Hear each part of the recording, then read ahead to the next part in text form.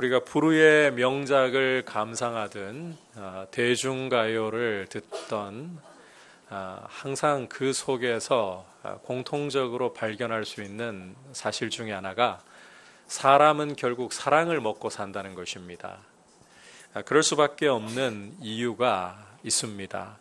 하나님께서 처음 사람을 창조하실 때에 하나님의 형상으로 하나님과 사랑의 사귐으로 살아가도록 지으셨기 때문입니다.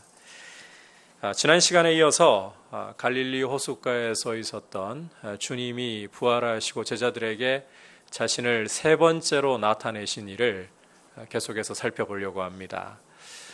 그 중에서도 오늘은 특별히 베드로에게 집중해서 말씀하시는 아주 특별한 사랑 이야기입니다. 이 사랑 이야기를 통해서 주시는 주님의 음성을 들으려고 합니다.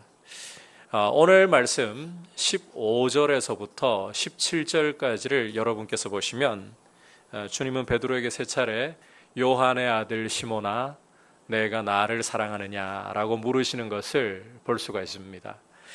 그 중에서도 15절 전반부에 이 첫 번째 질문을 주의해 볼 필요가 있는데, 왜냐하면 주님이 이 질문에서 독특하게도 베드로에게 내가 이 사람들보다 나를 더 사랑하느냐라고 묻고 계시기 때문입니다. 주님은 사람을 비교해서 열등하게 보거나 우월하게 보거나 이런 법이 없으신 분입니다. 그런데 이 세 차례 질문 중에서 유독 첫 번째 질문에서는 다른 제자들과 비교하시면서 이 사람들보다 라고 말씀을 하고 있습니다.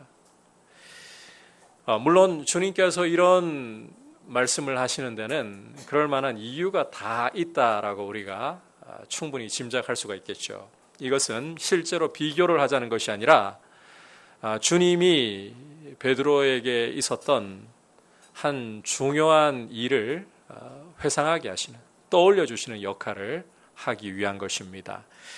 우리가 요한복음 13장으로 돌아가서 이 부분을 발견할 수가 있는데, 주님 앞에 호언장담하던, 큰 소리 치던 상황이죠. 당시로 좀 돌아가 보면 최후의 만찬 자리에서 주님께서 제자들에게 내가 이제 아버지께로 간다, 내가 가는 길을 지금 너희는 따라올 수가 없다라고 말씀을 하셨습니다. 그때 베드로가 주님을 반박하면서 큰 소리 치면서 이렇게 오히려 말을 했습니다. 주여, 내가 지금은 어째서 따라갈 수 없습니까? 내가 주를 위해서 목숨도 다 내어버릴 준비되어 있습니다. 주님은 바로 이때의 일을 말씀을 통해서 지금 베드로에게 떠올려 주려고 하시는 겁니다. 더불어서 주님이 베드로에게 내가 나를 사랑하느냐라고 이 질문을 세 번 던지셨다는 것도 주목할 필요가 있습니다. 이 세 번이라는 숫자는 두말할 것 없이 예수님이 체포되어 끌려가실 때 베드로가 주님 뒤를 따라 대제사장 집에 갔고 거기서 주님을 세 번 부인했던 이것을 베드로에게 상기시키는 것입니다. 자, 그렇다면 주님께서는 왜 이 갈릴리 호숫가에서 베드로에게 굉장히 수치스러운 일이잖아요, 이런 실패를 베드로로 하여금 떠올리게 이렇게 만들고 계시는 것인가? 참고로 우리가 어떤 일에서 실패를 했다 그러면 그 한 가지만으로도 굉장히 우리가 쥐구멍에라도 숨고 싶은 그런 부끄러운 심정이 드는 게 사실이죠. 저도 주일 설교 죽 썼다 이런 느낌 들 때는 웃으면서 여러분들에게 인사는 하지만 쥐구멍에 숨고 싶은 마음이 굉장히 많이 들어요. 하물며 큰 소리친 일입니다. 이 일만큼은 내가 반드시 성공할 수 있다, 큰 소리 쳤어요. 그런데 그런 일에 완전히 곤두박질 쳤다. 그러면 이것은 어느 정도 반짝도 아니고 평생에 걸쳐가지고 뒤를 따라다니면서 계속해서 이 부끄러움이 올라오게 만들고 결정적인 순간마다 발목을 잡게 만드는 이런 덫이 될 수도 있다는 것을 우리가 잘 알고 있습니다. 더 큰 문제는 원수 마귀가 이런 우리의 그 약점과 수치를 붙잡아가지고 사람의 마음을 집요하게 공격한다는 거예요. 스가랴 3장을 읽어보시면 바벨론 포로에서 돌아온 공동체의 대제사장 여호수아를 하나님 앞에서 사탄이 물고 뜯는, 참소하는 장면을 읽을 수가 있는데 바로 그런 경우가 대표적인 경우입니다. 이처럼 마귀는 성도의 실패에 대해서, 특히 죄로 인한 실패에 대해서 성도를 집요하게 물고 늘어지면서 계속해서 이 성도의 마음을 결정적인 순간에 공격을 합니다. 그러다 보니까 성도의 경우는 어떤 현상이 나타나는가 하면 자신의 실패와 자신의 그런 부끄러움을 계속 곱씹게 돼요. 후회 속에 빠져드는 거죠. 소위 자신의 실패와 부끄러움을 주야로 묵상하는 이런 사태가 벌어질 수가 있다는 겁니다. 자, 지금 주님이 베드로에게 실패했던, 큰 소리 치고도 처절하게 실패했던 상황을 말씀을 통해 떠올려 주고 계십니다. 그렇다면 주님도 베드로에게 자신의 실패에 대해서 생각하면서 그 실패를 곱씹기를 원하시기 때문일까요? 그때 내가 왜 그랬을까? 이런 후회에 빠져서 나는 그렇게 할 수밖에 없는 자격 미달에 난 도무지 아무런 능력도 없는 무능한 사람이야. 이걸 계속해서 곱씹으면서 처절한 그런 패배감 속에 빠져 있기를 원하시기 때문일까요? 여러분, 그건 마귀가 원하는 것이지 결코 주님이 성도에게 원하시는 바가 아닙니다. 제가 이렇게 객관적으로 말씀드리니까 여러분이 이 사실을 편안하게 인정을 해주시는데, 그게 내 문제가 되면 뜻밖에도 우리가 주님을 그런 분처럼 우리도 모르는 사이에 자꾸 이상하게 생각하는 경향들이 있어요. 그런 실수를 하면 안 됩니다.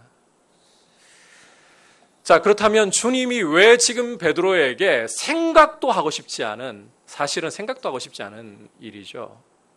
큰 소리 쳤음에도 불구하고 맹세로 저주하면서까지 주님을 3번 부인했으니까 이런 실패를 왜 지금 지난 시간에 보았잖아요. 따뜻하고 포근한 분위기에 이런 상황 속에서 베드로에게 떠오르게 만들어 버리시는 걸까요?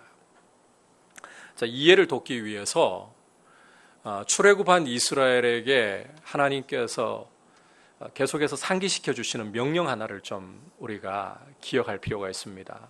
신명기에서 거듭 반복해서 주시는 말씀인데, 너는 애굽 땅 종되었던 일을 잊지 말고 기억하라. 하나님께서는 출애굽한 이스라엘이 애굽 땅에서 종되었던 그 과거를, 부끄러운 과거입니다.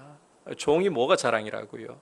그런데 절대로 잊어버리지 말고 기억하라고 거듭 강조해서 말씀하십니다. 왜 그 부끄러운 과거를 잊지 말라고 말씀하는 걸까요?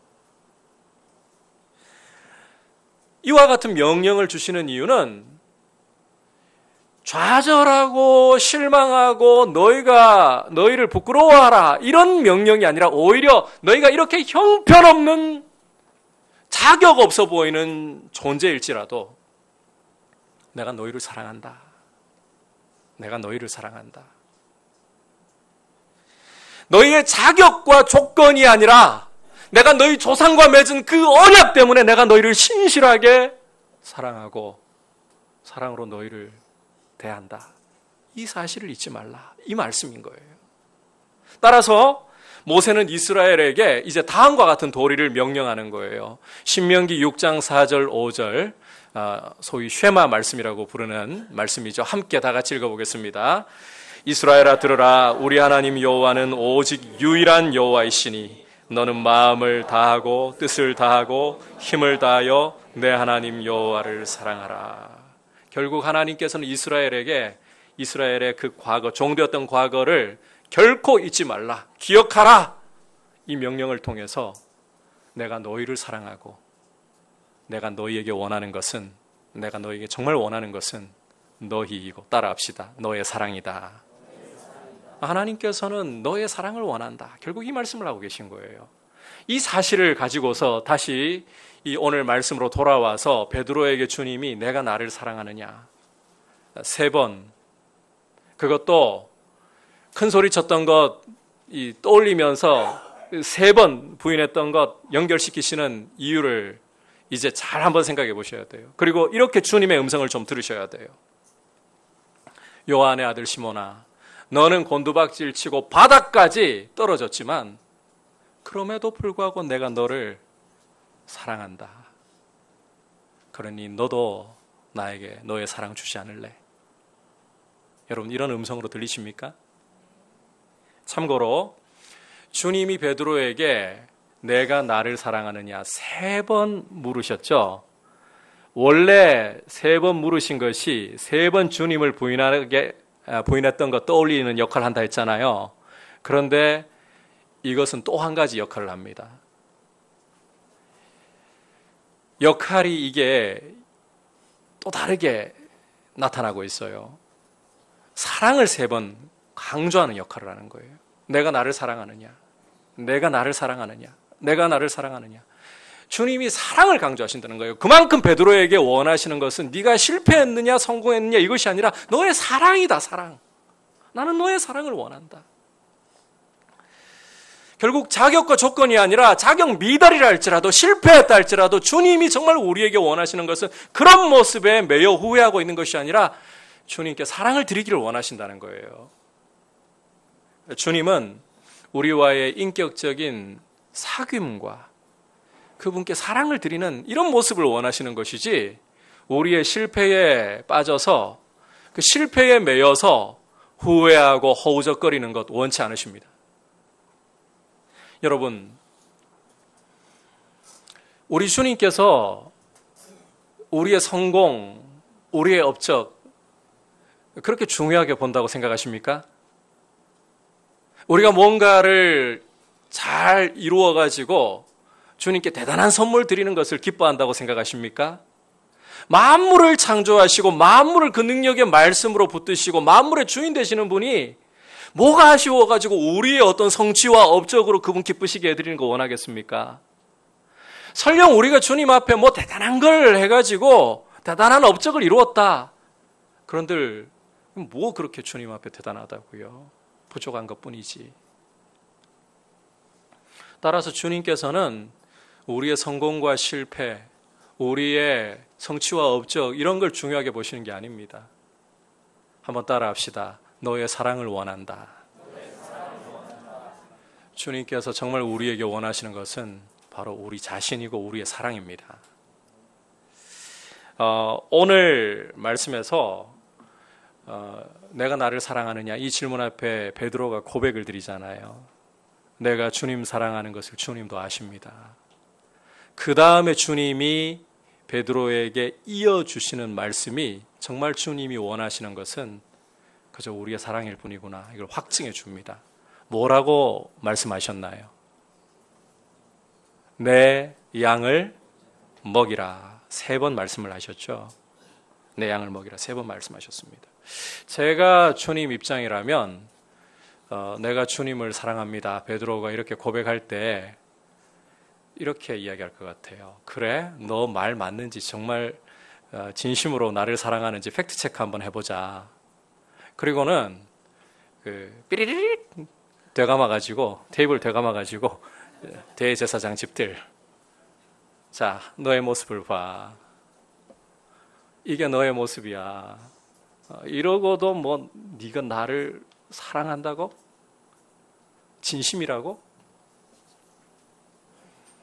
그럴 것 같아요. 주님은 태엽 되감지 않으십니다. 1절 반박하지 않으십니다. 다만 내 양을 먹이라. 베드로의 사랑을 받아주시고 그뿐 아니라 언제 또 넘어질지 몰라요. 언제 또 실패할지 몰라요. 그럼에도 불구하고 그 사랑을 믿어주시는 거예요. 믿을만 해서가 아니라 따라합시다. 믿어주시는 사랑. 다만 믿어주시는 사랑인 거예요. 이게 주님이 우리에게 주시는 사랑이고 그래서 주님이 다만 원하시는 것은 성공이냐 실패냐 성취냐 업적이냐 이게 아니라 사랑이라는 겁니다. 주님은 여러분의 실패한 모습도 성공한 모습도 중요하게 여기지 않으십니다. 주님을 사랑하느냐 단지 이 모습을 원하고 계시는 거예요. 이 사랑의 손을 내미시려고 주님은 우리의 이 죄와 허물을, 실패와 수치를 다 그 몸으로 짊어지시고 십자가에 보혈 흘려서 그 피로 우리를 가려주셨습니다. 그래서 여러분, 예수 그리스도를 믿는 우리는 주님 눈앞에 한번 따라합시다. 완전한 자로, 흠이 없고 거룩한 자로.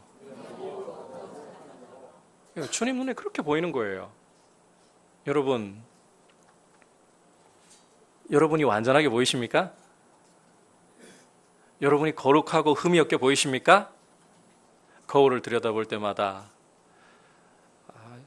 제가 어디 나가면 저를 아시는 분들한테 목사님 왜 이렇게 머리가 하얘지셨어요? 목회하면서 마음고생 많으셨어요? 마음고생 그렇게 많이 한 것 같지는 않은데 자꾸 그렇게 물으시더라고요. 자꾸 이 머리가 하얘지는 거 저거 어떻게 막을 수가 없어요.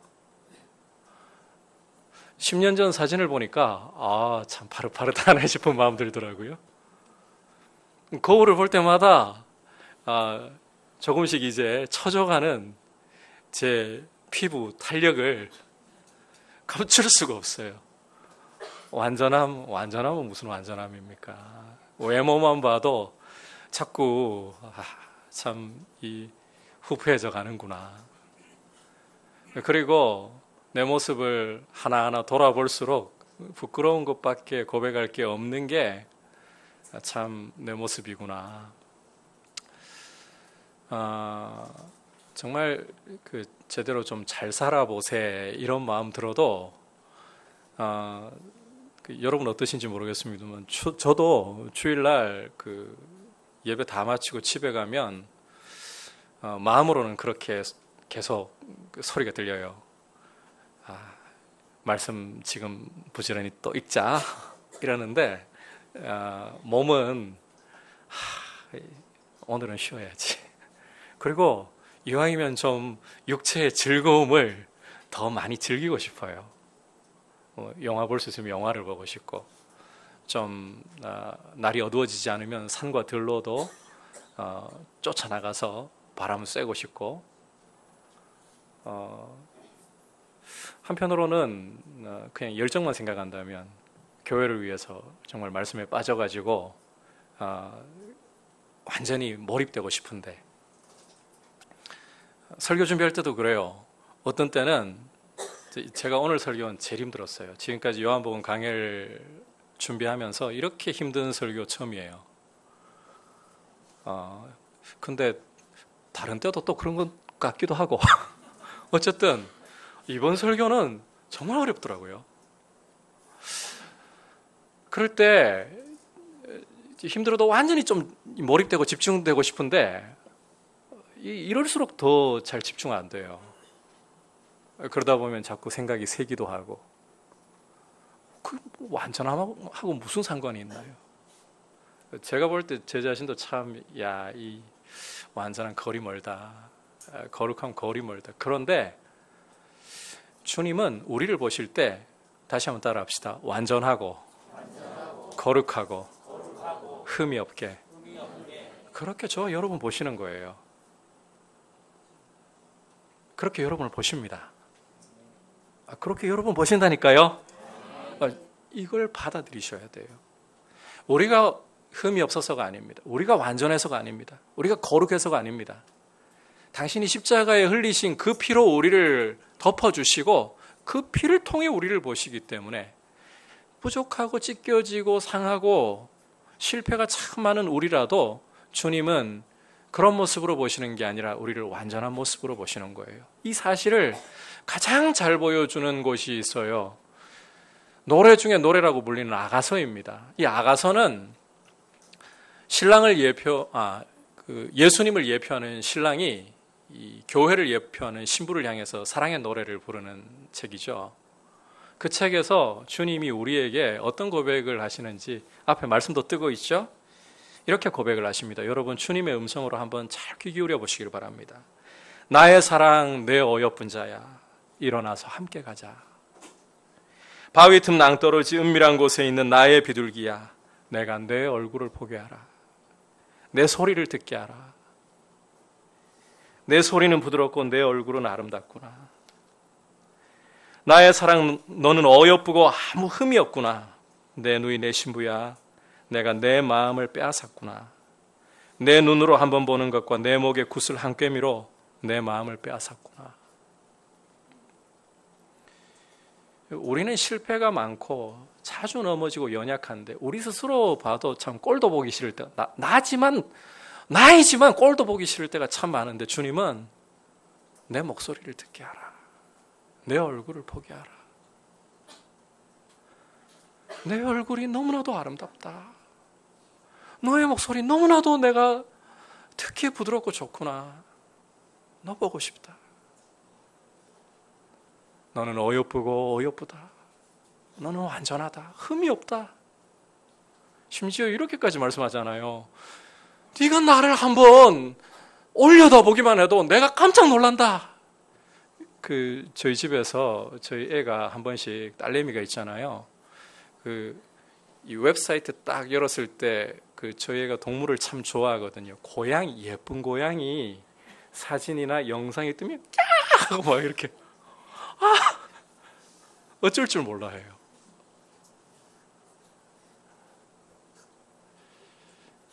우리 주님은 그것과 비교할 수 없이 우리가 주님을 향해 시선을 들기만 해도 깜짝 놀라시는 거예요. 심장에 저격을 당하시는 거예요. 심쿵하시는 거예요. 보기만 했는데 가슴이 뛰시고. 그렇게 우리를 사랑하시는 거예요. 주님이 우리를 보실 때 정말 보시고 원하시는 것은 사랑입니다. 주님을 향해 바라보는 그 사랑의 눈, 주님을 사랑합니다. 이 고백, 여러분, 이것을 주님이 원하신다는 사실을 기억하시기를 바랍니다. 여러분의 성취와 업적이 아니에요. 여러분이 성공했느냐 실패했느냐도 아니에요.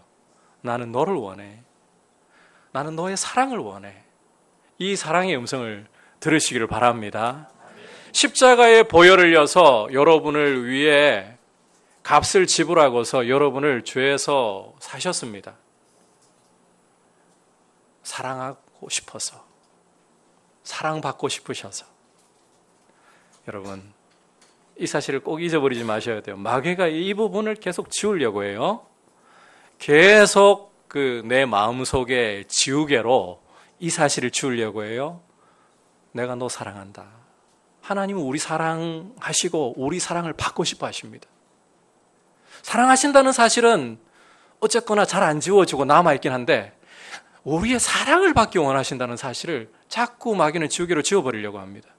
부족해도 연약해도 하나님은 우리 사랑을 원하고 계십니다.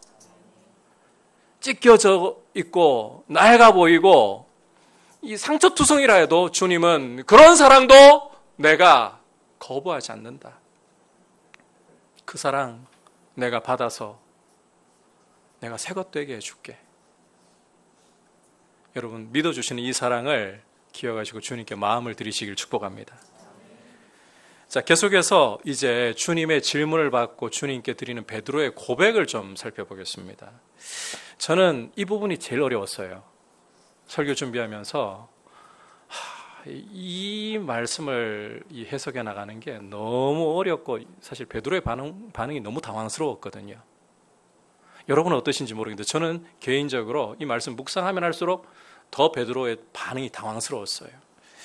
왜냐하면 제 생각으로는 베드로가 내가 나를 사랑하느냐고 주님 물으실 때 목소리가 갑자기 이 순간부터 기어 들어가야 될 것 같습니다. 머뭇거리고 말꼬리를 흐려야 될 것 같습니다. 그런데 너무 당당하게, 아니 어떻게 보면 너무 뻔뻔하게 내가 주님 사랑하고 있습니다. 내가 주님 사랑합니다. 너무 쉽게 이야기를 드려요. 그렇다고 해가지고 이게 연기가 아니에요. 거짓이 아니에요. 자기 마음을 속이려고 하는 게 아니에요. 왜냐하면 2번씩이나, 아니 마지막 질문에 대한 답까지 보면 3번씩이나 주님이 아시지 않습니까? 주님이 제 마음 아시지 않습니까? 사실 말이 좋아가지고 베드로가 주님을 부인했다라고 하지 배신자 아닌가요? 여러분, 베드로 배신자 아닙니까? 가룟 유다하고 차이점이라고는 도덕적으로 보면 돈 오간 거 이거 하나 없다는 차이점뿐, 배신자잖아요. 뭐가 더 나은 게 있는데요? 그렇다면 저는, 제가 베드로의 입장이라면 다른 어떤 질문보다 이 질문 앞에 서면 나오던 말도 안으로 갑자기 들어갈 것 같아요.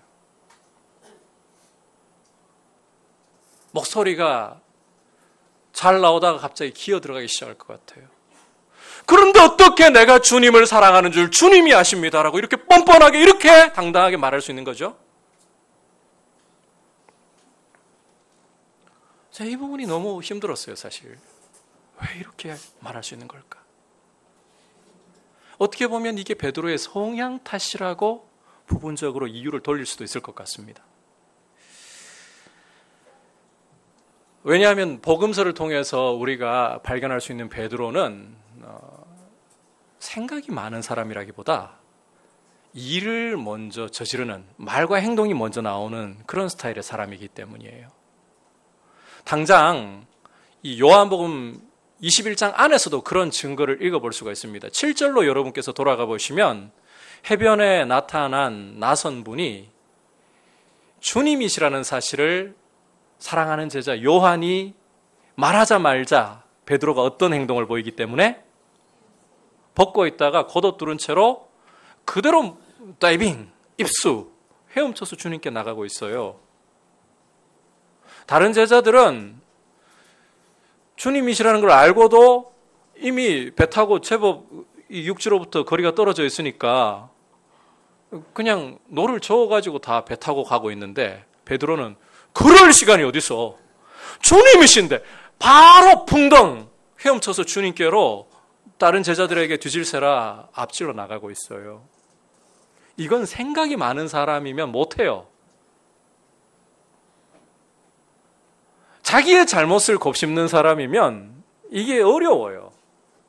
행동 먼저, 말 먼저, 이런 스타일이니까 이게 가능할 거라고 우리는 충분히 우리의 경험을 통해서 짐작할 수가 있습니다.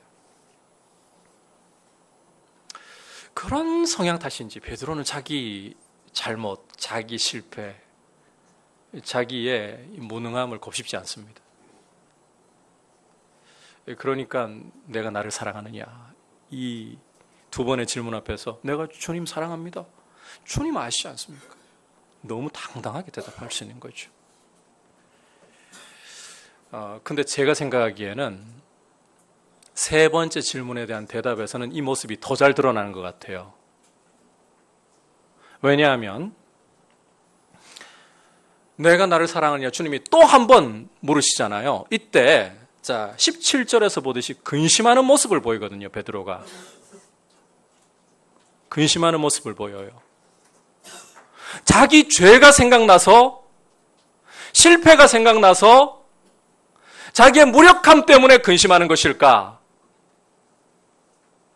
제가 이 본문을 아무리 보고 봐도 근심하는 이유가 주님이 내 진심을 알고 계실 텐데 이거 어떻게 표현을 해야 되지? 이런 근심인 것 같아요.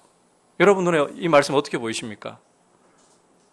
저는 아무리 봐도 자기의 실패 때문에 근심하는 모습보다는 나 지금 주님 사랑하는데 두 번이나 내가 사랑한다고 말씀드렸고 주님 아시지 않습니까? 이렇게 말씀드렸는데 이래도 내 진심을 주님이 알아주시지 않으면 어떻게 내 진심을 증명하지? 도대체 어떻게 내 마음을 다 말씀드릴 수 있지? 근심해가지고 또 말씀드리는 거잖아요. 그래도 이렇게밖에 더 말씀드릴 수가 없지 않은가?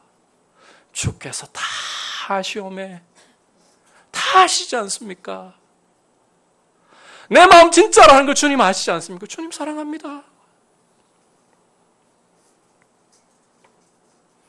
진심을 표현하고 싶어도 더 이상 어떻게 표현할 방법이 없는데 왜 이렇게 물으시나? 이때는 근심하는 거죠. 그런데 일반적으로 여러분들이 어떠신지는 모르겠는데 제 자신을 생각해 보면 이런 세 번째 질문 들어오면 떠오르지 않던 실패와 이 저질렀던 죄까지 한꺼번에 막 올라오기 시작할 것 같아요. 여러분들은 어떠십니까?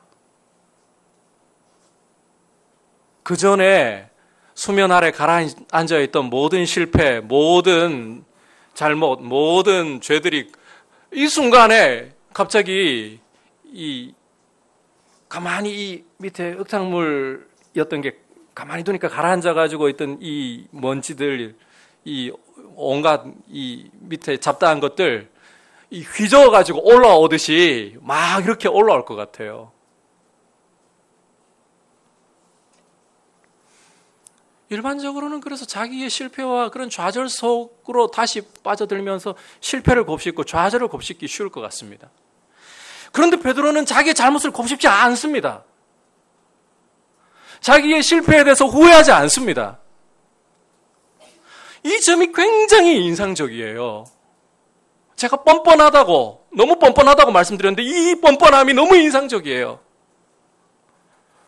그리고 이게 진짜 베드로의 고백에서 중요한 부분이에요. 앞서 말씀드린 것처럼 베드로의 성향도 한 몫을 할 수가 있습니다. 이 점을 완전히 부인하지는 않겠습니다. 그런데 여러분, 이것은 단지 베드로의 성향 때문으로 그 탓을 다 돌려서는 안 됩니다. 이보다 더 중요한 이유가 있습니다. 먼저 우리가 기본적으로 좀 깔고 갈 것은 다른 복음서들이 보여주듯이 베드로는 주님 앞에 회개하고 용서받았다는 사실이 있습니다. 대제사장 집들에서 주님을 3번 부인하고 난 후에 닭이 울었죠. 그때 베드로는 닭울음 소리를 들으면서 주님 말씀을 떠올렸습니다. 그리고 밖으로 나가서 통곡했습니다. 회개했다는 거예요. 그 말인즉 주님이 베드로의 죄를 용서하셨다는 거예요. 이 사실 믿으시죠? 주님께서는 우리가 우리 죄를 자백하면 미쁘시고 의로우셔서 우리 죄를 사하시고 모든 불의에서 우리를 깨끗게 하십니다. 요한일서 1장 9절은 여러분이 마귀와의 싸움에서 여러분의 이 용서에 대한 확신을 붙잡기 위해 굉장히 중요한 구절이니까 꼭 암기를 하셨으면 좋겠어요. 용서 받았어요. 그런데 여러분, 우리의 경험을 가지고 이 본문을 좀 생각을 해보면 용서를 받았다 해도 우리는 여차한 순간에 어떤 중요한 헌신의 순간에 사랑을 고백해야 할 순간에 중요한 일을 해야 할 순간에 우리의 실패를 떠올리면서 우리의 좌절을 떠올리면서 우리의 무능함을 떠올리면서 우리의 죄를 떠올리면서 우리의 무능함을 곱씹는 이런 일들이 자주 발생하고 거기에 발목이 자꾸만 우리의 인생이 잡히고 이것을 벗어나고 싶은데 또 그런 무능함으로 또 그런 무력함으로 또 그런 실패로 반복해서 빠져드는 다람쥐 쳇바퀴를 돌리는 것 같은 이런 일이 인생에 벌어지고 있지 않습니까? 그런데 베드로가 이게 안 보여요. 성향 같아 보이는데 그건 정말 부분적이고 그 탓이 아니에요. 여러분, 이 답을 오늘 말씀 속에서 우리가 잘 찾아봐야 되는데 주님과 베드로의 대화 속에서 어떻게 찾죠? 베드로가 무엇을 집중했을까를 생각해 보면 답이 나와요. 주님이 베드로에게 3번 물으신 게 뭡니까? 내가 나를 사랑하느냐? 내가 나를 사랑하느냐? 내가 나를 사랑하느냐? 베드로의 마음이 어디에 꽂혀 있을까요? 실패에 꽂혀 있을까요? 주님 질문에 꽂혀 있을까요? 질문에 꽂혀 있어요. 베드로는 지금 주님의 질문이 중요해요. 자신의 실패가 중요한 게 아니라 내가 나를 사랑하느냐, 이 질문이 중요한 거예요. 주님께 집중하고 있고 주님과 1대1로 지금 대면하고 있습니다. 주님을 피할 수 없습니다. 과거에도 이런 경험이 있었잖아요. 처음에 부르실 때 피할 수 없이 배 안에서 주님과 1대1로 앉아 있으면서 나하고 전혀 상관없는 일이라고 생각했던 하나님 말씀이 목수이신 분이 나의 이 그 고기잡이하고 무슨 상관이 있어? 하나님 말씀이 나하고 무슨 상관이 있어? 그런데 웬걸요? 깊은 데로 가서 그물을 내리라. 상관없는, 고기잡이하고 상관없어 보이는 말씀인데 웬걸요? 내렸더니 무슨 일이 벌어졌습니까? 배 2대가 물에 잠길 정도로 만선을 이루었잖아요. 그걸 보면서 베드로는 도망갈 수도 없어요. 그 주님 앞에서 나는 죄인이로소이다. 그분이 누구신지를 보고 자기를 보기 시작했잖아요. 지금 주님과 1대1로 마주하고 있으면서 피하지도 못해요. 집중하는 게 이제 주님밖에 없어요. 주님의 말씀밖에 없어요. 자기를 집중할 여력이 없어요, 지금은. 이게 참 중요한 일입니다. 여러분, 우리가 무엇을 집중하고 무엇을 곱씹느냐가 우리의 삶을 굉장히 중요하게 결정합니다. 지금 베드로에게는 주님이 중요하고 주님의 말씀이 중요한 거예요. 내가 나를 지금 사랑하고 있느냐? 지금 베드로에게 중요한 것은 사랑하느냐 이 질문이에요.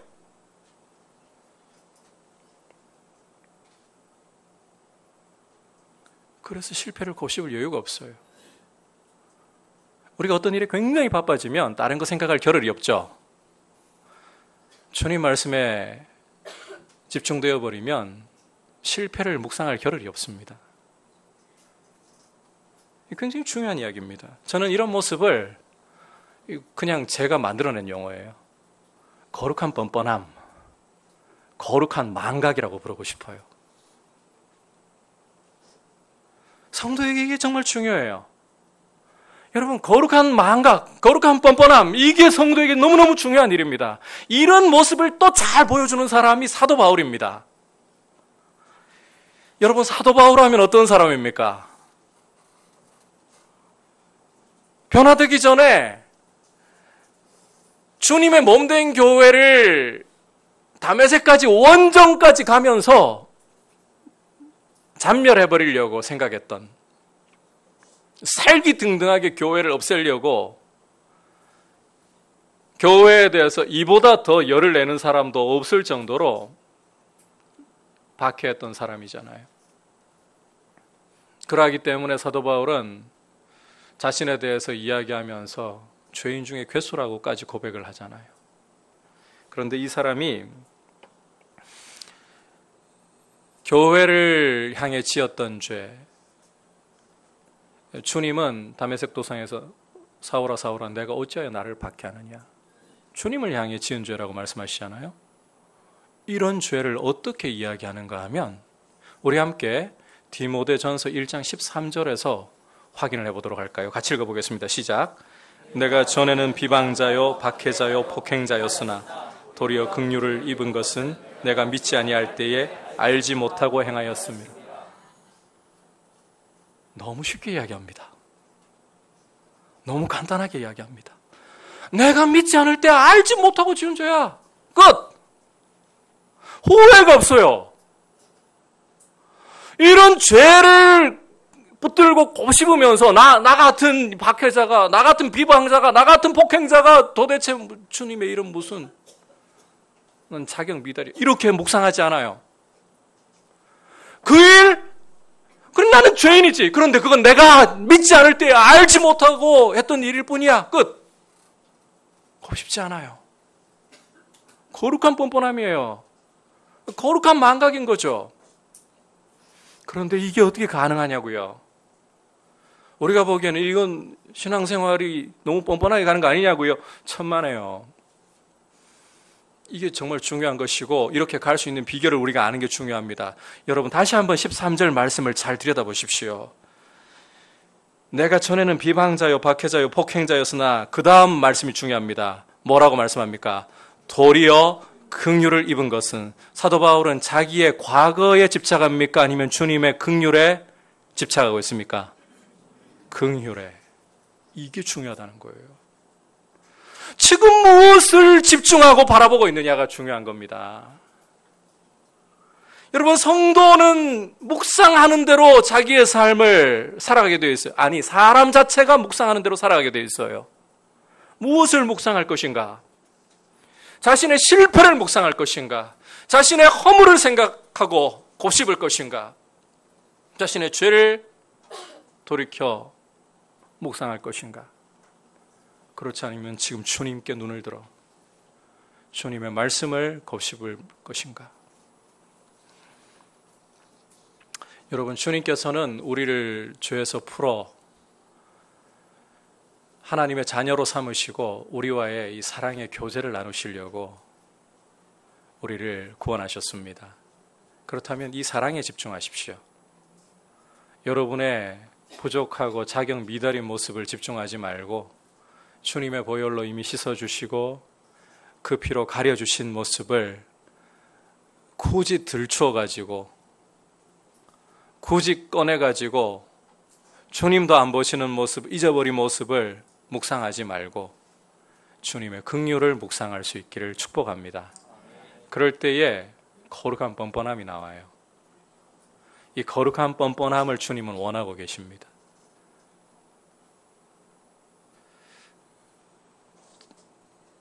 여러분, 아이들 대할 때 생각을 한번 해보십시오. 부모의 마음으로 한번 생각을 해보십시오. 자녀들 정말 사랑하시죠?